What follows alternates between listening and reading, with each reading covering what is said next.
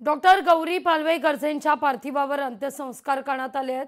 पती अनंत गर्जेंच्या घरा शेजारीत अंत्यसंस्कार झाले आहेत।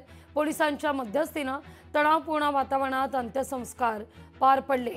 अहिल्यानगर जिल्ह्यातील मोहस देवठे या गावात अंत्यसंस्कार करण्यात आले आहेत।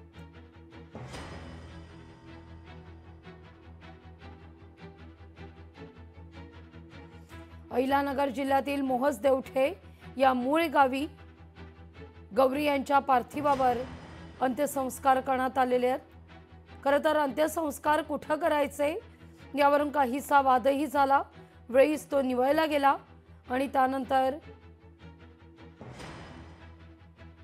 गौरी गर्जे यांच्या पार्थिवावर अंत्यसंस्कार करण्यात आले आहेत।